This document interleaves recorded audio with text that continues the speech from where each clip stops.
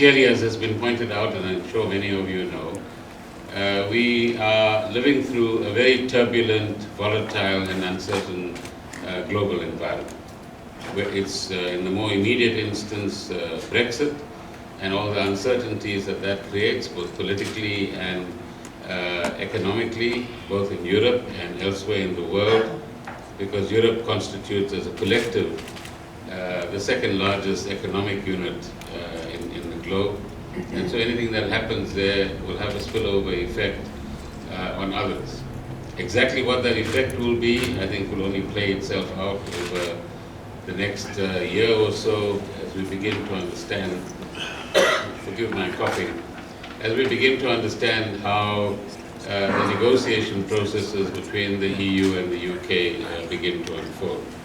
But far more importantly, what we see in the global context is a great deal of volatility in the financial markets, where every bit of news moves the market in one direction or the other.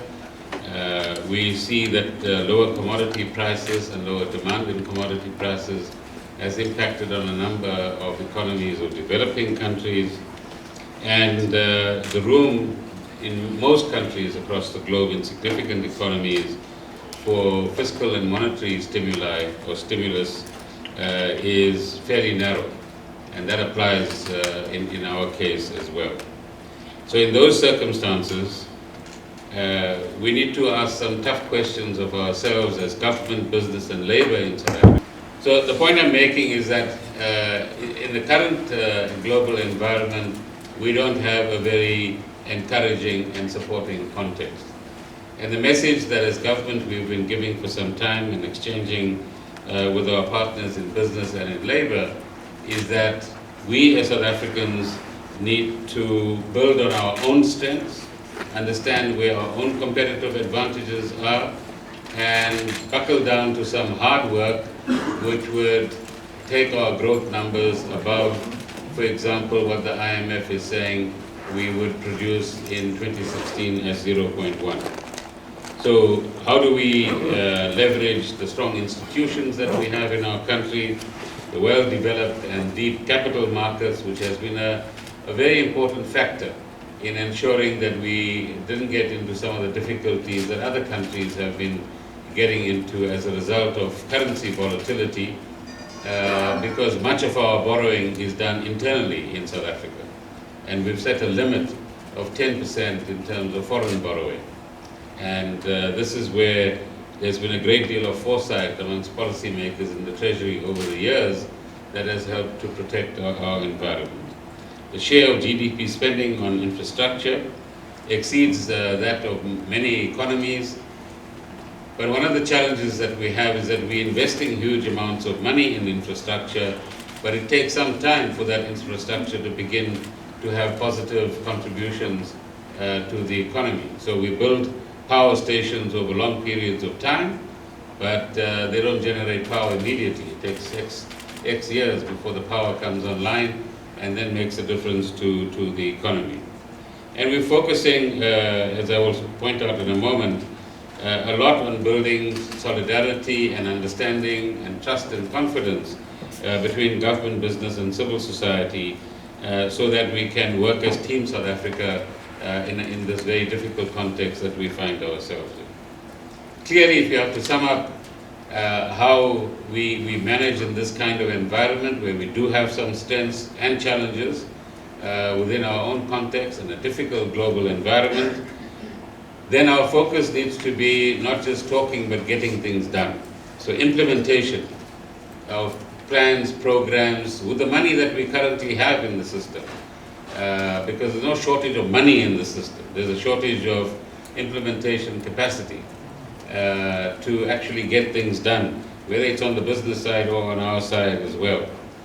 Secondly, obviously, we've put an immense amount of effort since the beginning of this year as Team South Africa to preserve our sovereign ratings above junk category or in investment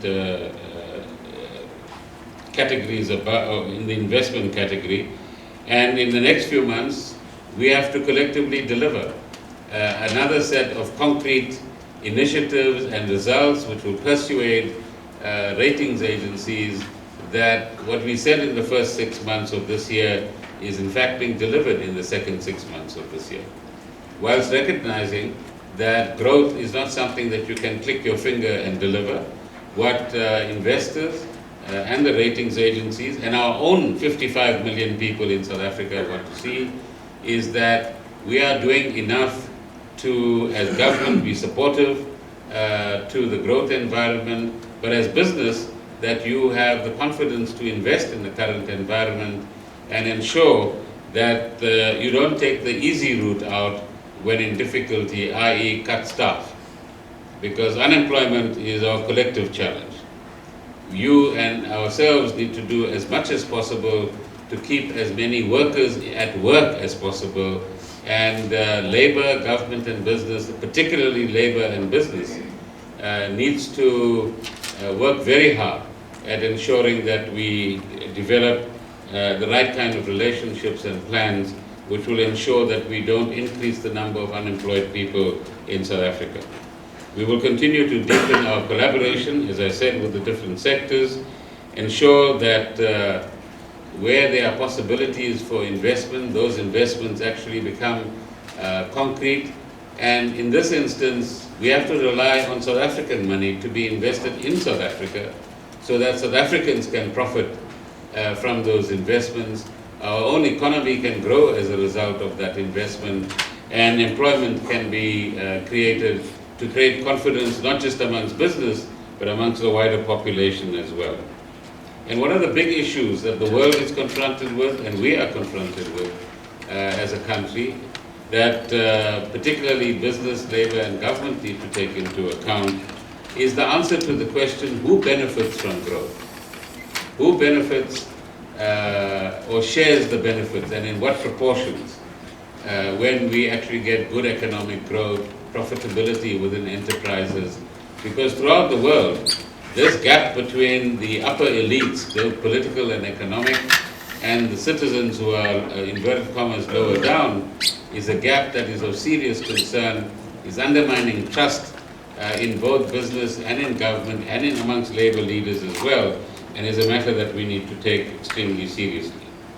So some of the positives that clearly that we need to build upon is the strong financial sophistication of our system, and we need more of our people to understand why we are usually in the top 5 as far as our financial infrastructure is concerned, our business expertise and infrastructure is concerned in the WEF ratings that we look at on an annual basis.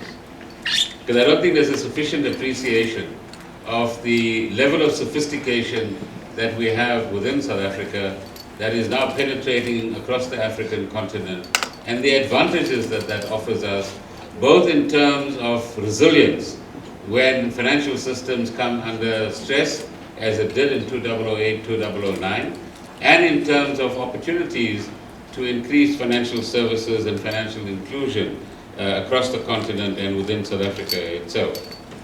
There's good business innovation in South Africa, although some would say we need to be bolder in this area. We have many incentives in the system, both in respect of tax and other allowances, which has supported various sectors of the economy. And perhaps the best of our examples is the automotive industry and the kind of support these incentives have offered this sector. And that has resulted in billions of rands of additional investment in that sector. Now, how do we replicate that success? With better directed incentives given to the right sectors of the economy, where you get the right kind of complementarity in terms of incentives from government being matched by investment from the private sector, is the conversation, Mr. President, that we need to have. We have excellent institutions within the economic sector broadly, but we need to protect those institutions as well and continue to enhance the skills, the capability, and the quality of leadership in these institutions so that future generations can benefit from the institutions that we've created in the first 20 years of democracy.